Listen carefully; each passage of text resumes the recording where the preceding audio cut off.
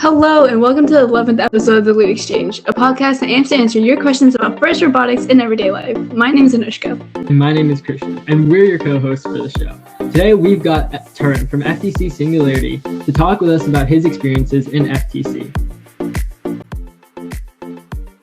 We're gonna get started. Okay, so how about you go ahead and introduce yourself with your name, your grade, your role in the team, and where you're from. So I'm Tharn. I'm a freshman. Our team is at 18305 Singularity. We are a 2-member team. The other member is my brother. He's a junior, and his name is Varn. I mainly work on programming, build, and design. That's my main roles, and then my brother does build and design as well. All right, okay. So first question I want to ask you is, you're a 2-member team. How do you guys manage this? How do you handle this? You know, we've seen your success and your awards, so how do you guys do it? Yeah, so one of the main things we do is actually, now a lot of teams are doing, we CAD in advance. And at least one of our design processes that we've implemented this year was at least for our first robot, we build completely in GoBuilda. So this allows us to rapidly prototype. And all we do in CAD is, at least for the first month or so, we build in GoBuilda. And after that, we start building custom parts and using custom machining and things like that. So this is what we have planned for at least our second robot. But as of now, as our first robot, it's completely GoBuilda, things like that. All right, okay, interesting. So speaking of, how well has your team done this year? We know that you guys are pretty successful, but...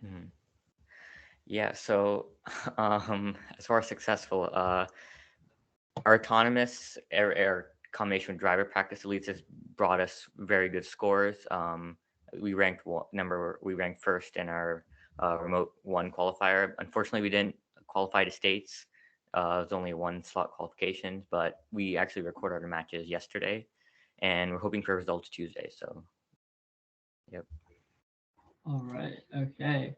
So given that you guys are a 2-person team, have you faced obstacles from COVID-19 like many other teams have, or do you think having less members has made it easier for you guys to get stuff done?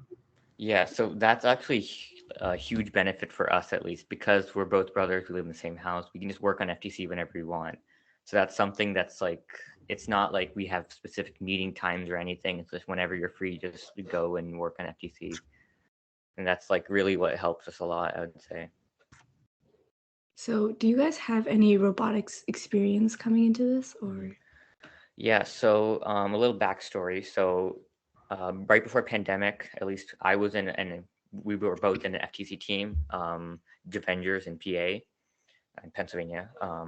So my brother did FTC for 3 years there, and that was my first year. And after that, we moved to Maryland, and we created our own team. So at least the FTC experience, and I had some FLL experience that helped us quite a lot, I would say. All right, okay. So being a 2-person team, what are some of your strengths and weaknesses? Yeah, so strengths, at least. One of the biggest parts of a 2-person team is there's not really much of the brainstorming time is much shorter. Getting to that final robot design is within a day or two. There's no real discussion about that. It's more of you see the game, you find a design that works within a day, and then we start building rapidly on that. At least one of the weaknesses is the workforce. We don't have many people to work. It's just us two.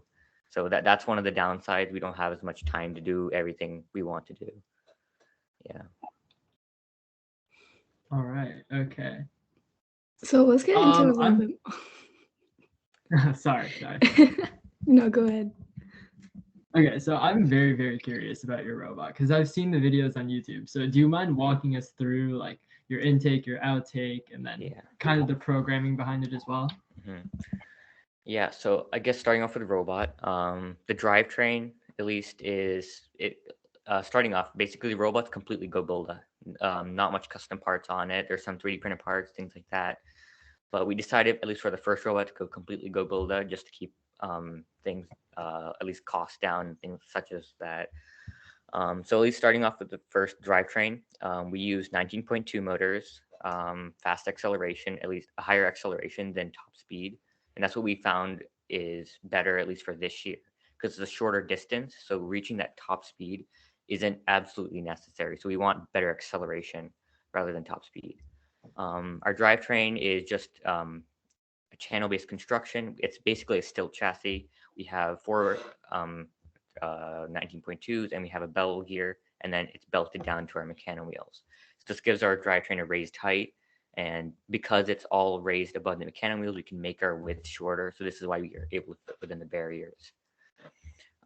Yeah, so next is our intake, at least. So this is probably the one of the most unique parts of our robot. It's nothing like surgical tubing. It's what we call our linear intake. So the way we built this is our entire motor and all of our intake wheels are actually suspending on this linear rail. It's a V-guide rail, and it's held by gravity. It's along these rails, and it can go up and down based on the width of the freight. So the cubes are smaller than the balls, and we know that whenever the balls go in, typically they start to jam.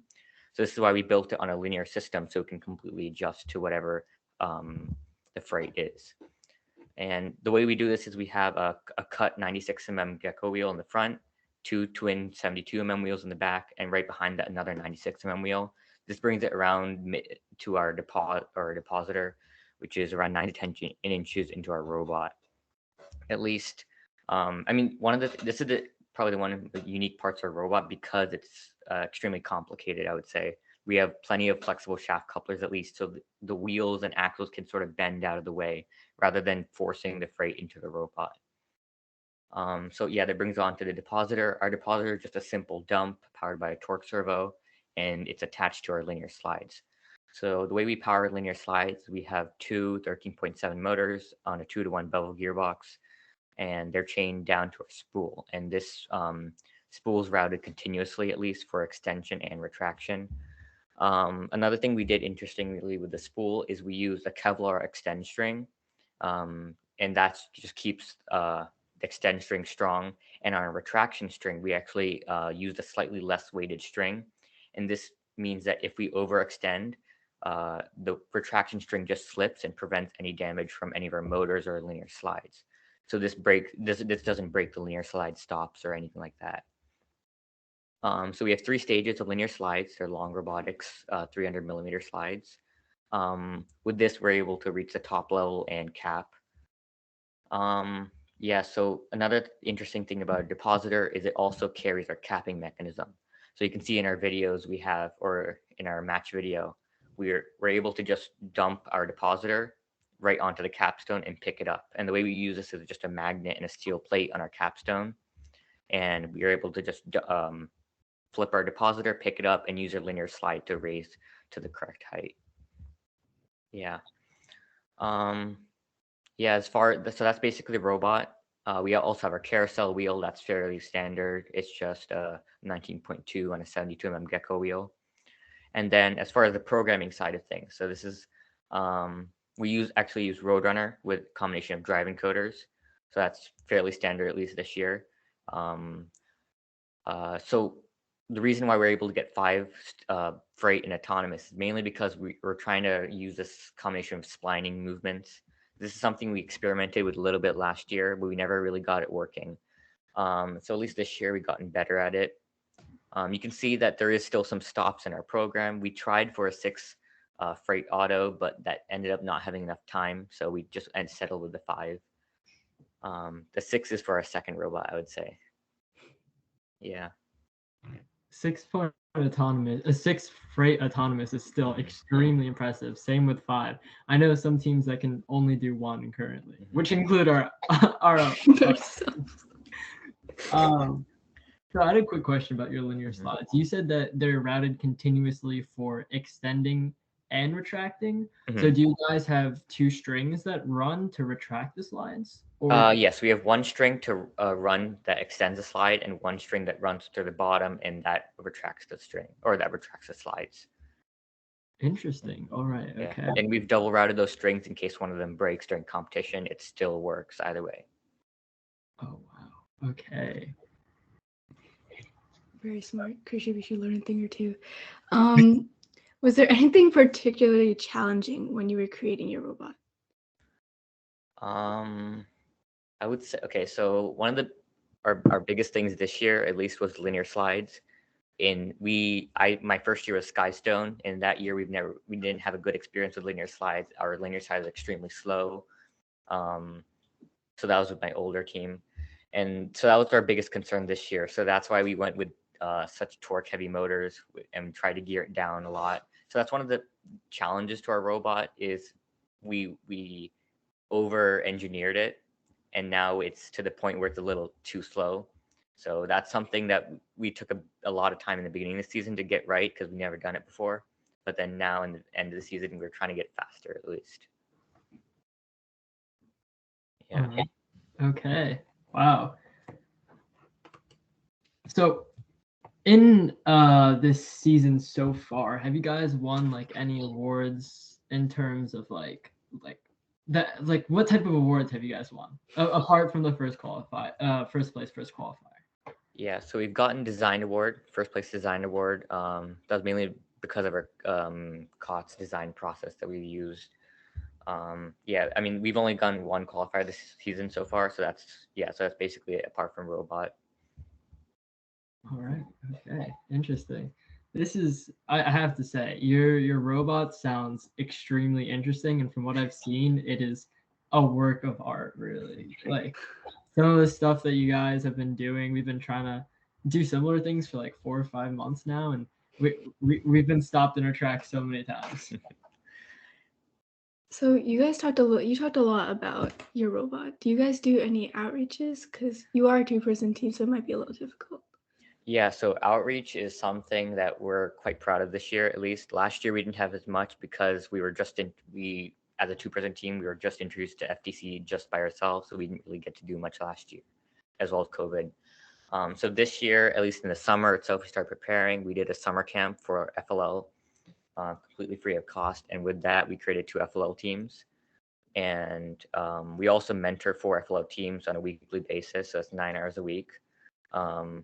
Since I would say we've mentored 1 team since last year, and we've had 3 new other teams that are mentoring. So that's at least for FLL. In our high school that we both attend, we also helped create the FRC team for 10. We've been working on that for 10 months, and it's been happening this year. And we're so far successful in that. We're mid-season, at least for FRC. Crazy. So not only do you guys have an amazing robot, you guys also do really great outreaches. So, from what I've heard, how has your journey in FTC been? Like, what has it been like for you? Yes, so that's a good one. The first year of my first year was in Skystone with my older team. That year was that was quite the journey, at least because I started with no experience, but at the end of the year I gained so much that like from that year onwards I was able to like at least start brand new last year. Same with my brother, at least he had 3 years of experience with the older team, and still after that journey we're still continuing to learn. At least if you can see a huge difference between last year's robot and at least our second robot that we've planned for this year. There's quite a lot going on, at least I would say. All right. Okay. Were there any moments that really just stuck with you throughout your journey?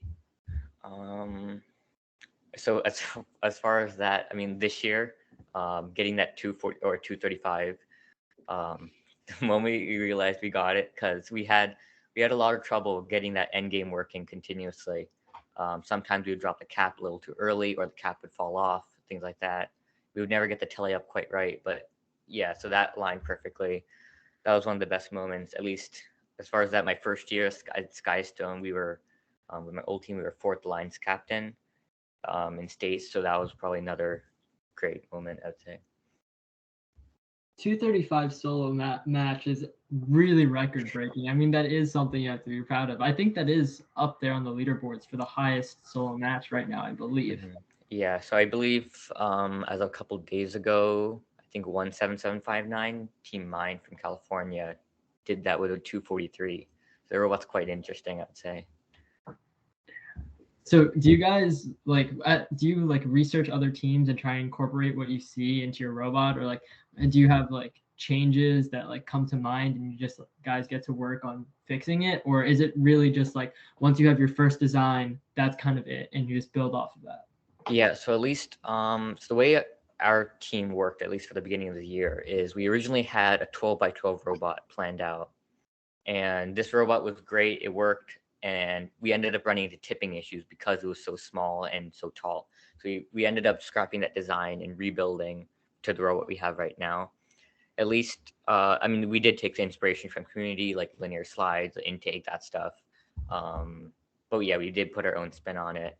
At least for the second robot, see, this is the design process we go through. At least is the second robot we only build after if we qualify to states. The moment we qualify to states, we start building that robot. I mean, the main advantage to that, without building custom designs first, is one, it keeps costs down, and you get to really see what's happening throughout the season. So there's been a lot of shift, at least what people's design choice has been from the last month. Like some people are doing turret slides now and the side linear slides and things like that. And they're scoring like 7, 8 cycles in auto itself. And it's like absolutely crazy. So like design process at least changes a lot throughout the season. And that's something we try to match with our second robot to prevent. Yeah, basically it. So earlier you mentioned that you guys prototype and create, sorry, that you guys prototype and create custom parts. So how do you guys do that?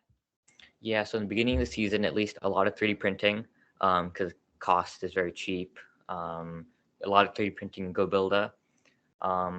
That's something that happened at least for the first 2 to 3 weeks, just prototyping, linear slides, things like that. I would say after that, for the first robot, at least the one we have today, that's nothing much custom going on, just in 3D printed parts here and there.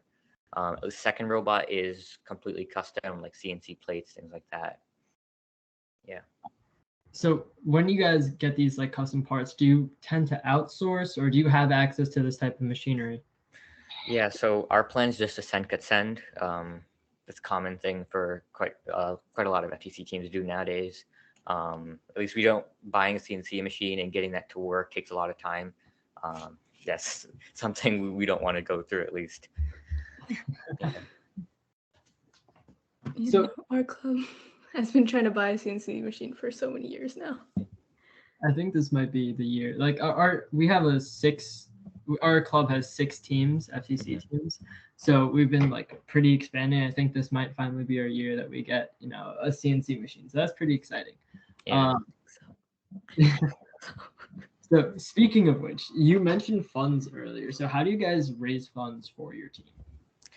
Yeah, so last year we got a sponsorship from Bank of America. Last year at least was a lot of expenses because of the new rookie team, things like that. Last year we were also we never got enough funds to cover the entire year, so we were still paying that off at least the beginning of this year. But at least this year we have 3 more sponsorships. So we got Bank of America, T-Mobile, and MasterCard at least this year. So that's something we've done to manage our funds, and that's why we prototyped in the beginning of the season with just cheaper parts like 3D printer or 3D printed parts and just regular GoBuilder that we had from last year. So you guys are a home team, and you were previously part of a school team. So is there anything that you particularly liked a little better about being a home team or being a school team? So one of the main things is just being able to work whenever you want. Like in our old team, we would have meetings, right? So you can't really work outside those meetings. You have to be at the meetings and then work there. But here you can just work. Oh. Oh no. No. Oh no. Use a chat, text him real quick, be like, hey. You wanna message him? Let him know that he dropped out. How do I enable chat? Oh, I think because it's on school, you can't. Oh, motherfucker. Okay.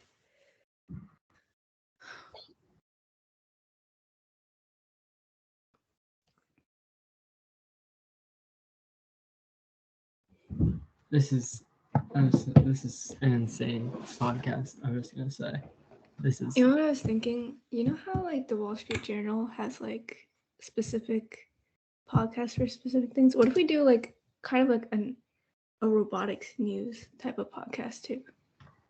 Yes, we should definitely do that. Because I feel like that would also grab a lot of interest. Yeah.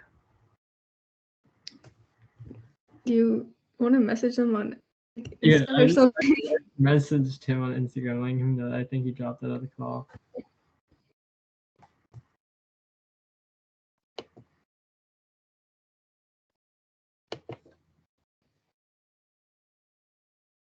Oh god, my back is burning up. The fans are going off right now. Can you hear it? Yeah. Shit, bro. Oh, okay. All right, Alex, have fun editing this. I don't even know what we asked. All right, there we go. Oh, difference. Okay, I remember now. So sorry about that. Yeah, it exited the call. No for some worries, reason. no Sorry. worries. No worries. Yeah. So, what was the last question? We forgot. Great question. Was it about the difference between? It was about the difference between. Oh yes, School and home, yeah. Yeah. The main thing is just being able to work whenever you want. That's a huge thing, at least. Programming wise, I mean, normally, at least in Skystone and things, you would have to work, or in my first year, I would have to work separately, like using Roadrunner, using like the visualizers, path visualizers, and things like that. But here, at least, I can experiment whenever I want. Yeah. All right, interesting. So just to go back to your robot a little bit, in programming, do you guys use like odometry pods and stuff like that for sensing, or do you just go off of drivetrain encoders? Yeah, so at least this year, odometry pods was something that we were thinking about in the beginning of the season, but getting that to go over the barriers and having a retraction mechanism for that was something we didn't want to do, at least with this robot. So we just went with drive encoders at least.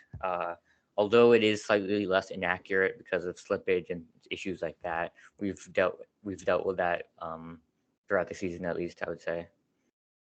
All right. Okay. Interesting. All right. So, just a little, fun question. Why is your team called Singularity? Just because I don't know. That's an interesting question, actually. No clue. We just thought of it. We were brainstorming some team names and just stuck. Yeah. All right. Okay. This is another one of our more important questions. Mhm. So, yes, your team is just you and your brother. So, Mhm. out of you and your brother, who do you think has like the best hair? Well, yeah, he has longer hair, so I would say it's him. Yeah. Oh, That's humble. That's nice. that is very noble of you. If it was between me and my sibling, I'd say me any day. Like, no matter what they look like. If it's off camera, I would say his sibling. If it's off camera, it's you? Yeah. All right. Alex, cut that out for us. Nah, keep that in. Oh my god. So, do you ever get into like all siblings get into arguments, So like you get into arguments about FTC too. Like, does that happen? This beginning of the year, yes, because when we were prototyping ideas, we had so many ideas at least. Yeah, so like the turreting slides, that type of thing, that was what we were thinking about.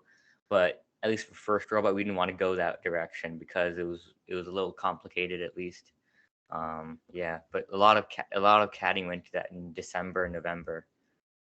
That was our main goal, at least. A lot of arguing about that, I would say. Yeah. I can tell you right now, you made the smart idea not going with turreting linear slides. Our team is trying to do that right now, and I think me and my the head of the CAD have been on Google Meets for upwards of 6 hours every single day for the past 2 weeks trying to figure this thing out. It's a cool concept.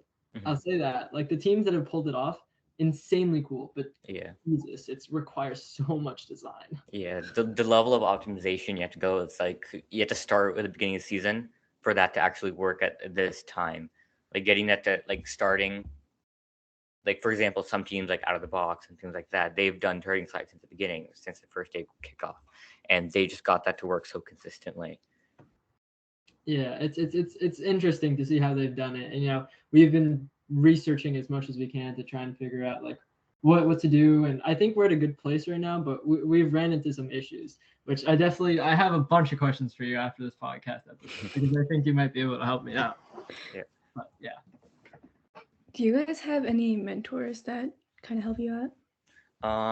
So our coaches are our parents. My dad, he is a programmer at least, so he does computer science, so he helps me out sometimes, at least beginning of season, getting something set up. But after that, road earning and stuff is just all just like trial and error, just getting that to work repeatedly, I'd say. Interesting. All right. So I have a very important question for you. Is cereal a soup? That's an interesting one. I would say it is. I would say it is. Thank you. This is incorrect. How is cereal a soup? This makes absolutely no sense. You have a liquid base. Mhm. Have a couple of other things in there. And it's a The soup. liquid base is milk. It's milk and like oats. No one said that a soup has like a soup can't have milk in it. Like a soup is like broth. That you is put not cream in your tomato soup. Like I don't know what you're talking about. Yeah, there's tomatoes in it. That's like a anyways. Not us getting into an argument. All right. Another question, since you've been in FTC for a little bit, what has been your favorite season so far and why? So I would say Skystone, at least first year, but it was extremely interesting to watch, at least as an audience. It like getting to see that tower get taller and taller, and if it falls down or not, and like moving the foundation, getting to see that is really interesting. At least for this year. This year is also pretty interesting, but it's not that like level of excitement you get from seeing that tower. Yeah. Yeah, I have to agree with you there. Skystone, that was both of our first seasons. We're both juniors. That was the best season so far. I feel like we shouldn't just talk about last season because that was ultimate goal was just something we should all forget. Worst to that season. All right. Okay. G, next question's on you. Okay. Who has the best shoes? I would say me. I would say me. Oh. Yeah. I can't be humble on that one. What kicks are you rocking? Cloth blazers. Oh, okay. Yeah. Okay, I see you. Someone has style. Would you say that you have the best style out of you two? I would say so. I'll give the hair to him, but not the style. All you need is the hair now. Mm-hmm. So, as a two-person team, do you think that you guys are going to try and expand in the coming years and make this a bigger team? Like, I know it's you and your brother, but after your brother goes to college, do you think you're going to try and expand your team into something bigger, or do you have like plans for it? Yeah. So as far as that's something we're still discussing. Our hope was to expand the team, but the moment you start expanding the team, a lot of things get difficult, like the work time, you have to schedule meetings and things like that. At least our schedule is quite hectic right now with mentoring FLL and FRC after school every day. So yeah, that would be extremely helpful, at least for the work and everything that we have to do. That's something we're still working on. As far as when my brother goes to college or whatever, my dream is to keep it a one-person team, but realistically, that's probably not going to happen. Yeah. I mean, I'm telling you, man, if you pull off a one-person team, I will personally email first and tell them to give you Inspire. Like would be beyond me. It's still baffling how you guys are so successful and how you created such an amazing robot as just a two-person team. Like, especially like how you talk about your design process. Like for a lot of people, there's a creative block when it comes to like designing a robot. Like we've seen a lot of the FTC teams this season just go with like a simple arm and gripper. But I think what makes teams like you guys stand out is your ability to create something so like overly engineered but works so well. Yeah. So you guys are from Maryland. We're from New York. So how do competitions work for you guys? Because for us, we have scrimmage, we have qualifiers, then we have regionals, and then we worlds. That's how it is for us. Yeah, so it's same as it was or used to be in Pennsylvania. So we have qualifiers, or there can be scrimmage as well, but qualifiers and then states and then worlds. Because I know in other areas, I think they have something else between regionals and worlds. I just forgot where. I think it might have been Florida, but I was just curious. Yeah, I mean, some states are doing like league meets and things like that. Yeah. Maryland just kept it the same, so. All right. Okay. I believe we're starting to come to a close on this episode. So here's a couple final questions for you. G, you can kick it off. Is there any advice that you would like to give? Because you've been part of FTC for a while now. You don't honestly doesn't even have to be robotics advice. It could be advice on anything, just like manage your time or something like that. Yeah, so that's a hard one. At least, I mean, a lot of times what I see, or in a lot of teams, is they go for something that they believe would work in the beginning of the season, or most of the times what I see from a lot of teams is they go for something that works in the beginning of the season, but they never try to optimize or do much of driver practice and things like that. I mean, if you look at our robot, without driver practice, it's almost similar to any other robot in the field. It's just a simple intake and linear slide. That's what a lot of teams have.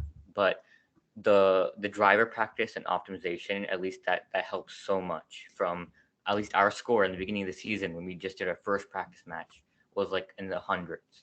We did a little more driver practice. We got to 150. We did a little more. We got to 180. And then after that, just kept climbing. And then autonomous got better and things like that.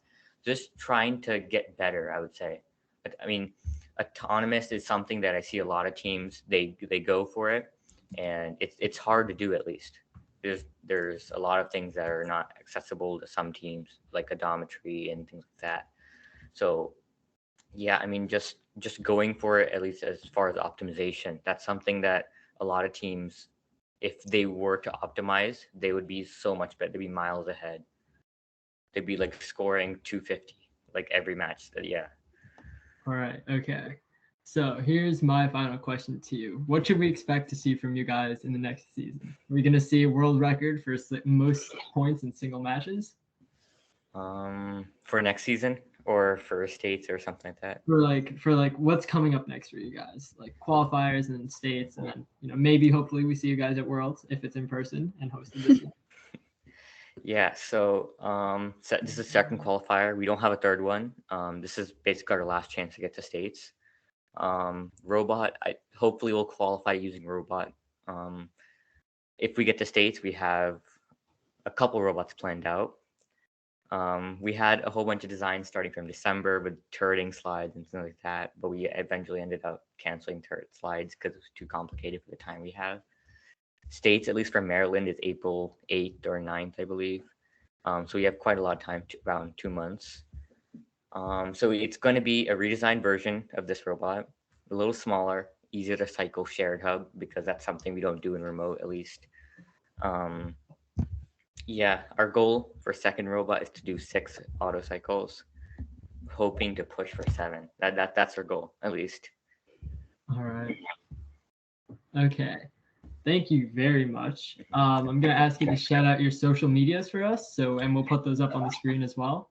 Yeah, so we have Instagram. It's at FTC18305. Yeah, that's basically all we have, Instagram. Nothing really else. Yeah. Or YouTube also. It's FTC Singularity. It's where we have our 235-point match. If you guys want to watch that, that'd be great. Hopefully we'll be posting some more match videos from today or yesterday's qualifier soon. Oh, thank you all so much for watching, and I'll see you all next time. All right. Okay.